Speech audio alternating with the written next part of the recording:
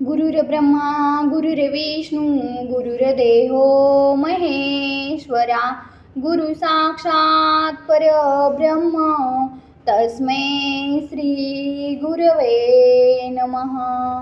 श्री स्वामी चरित्र सारामृत अध्याय 6. श्री गणेशाय नमः.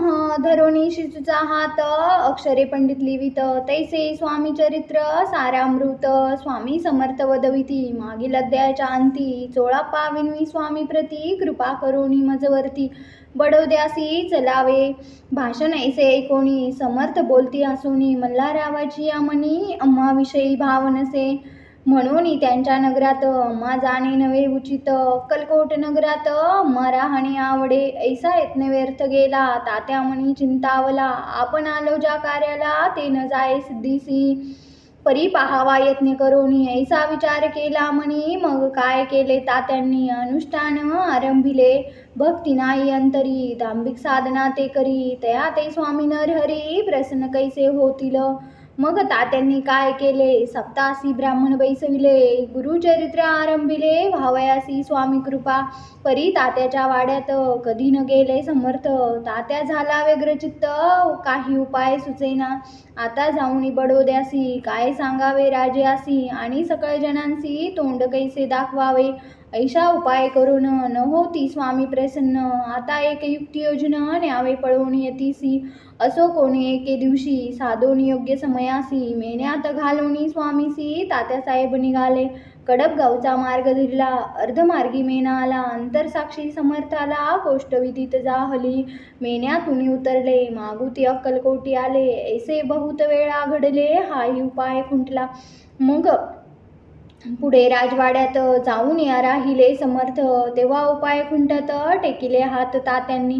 मग अपयशाते घेऊनी बडोद्यासे आले परतोनी समर्थ कृपा भक्ती वाचवणी अन्य उपाय न होय. परी मल्हारराव नृपती प्रयत्न आरंभित पुढती सर्व त्रास विचारिती कोण जातो स्वामीकडे. तेव्हा मराठा उमराव यशवंत तयांचे नाव नृपकार्याचे धरून यावं आपण पुढे जाहला. तो येऊन अक्कलकोटी घेतली समर्थांची भेटी वस्त्रे अलंकार सुवर्ण ताटी स्वामी पुढे ठेवित.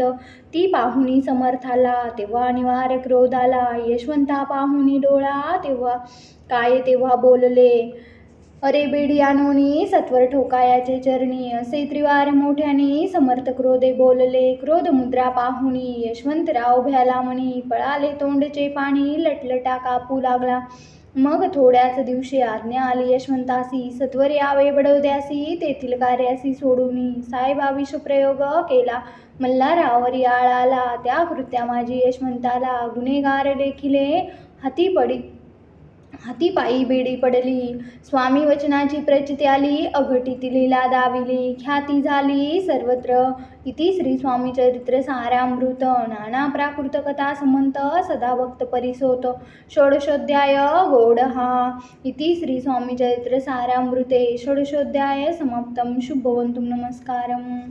गुरुर्ब्रह्मा गुरुर्विष्णू गुरुर्देवो महेश्वरा गुरु साक्षात परब्रह्म तस्मै श्री गुरवे नमः. श्री स्वामी समर्थ महाराज की जय.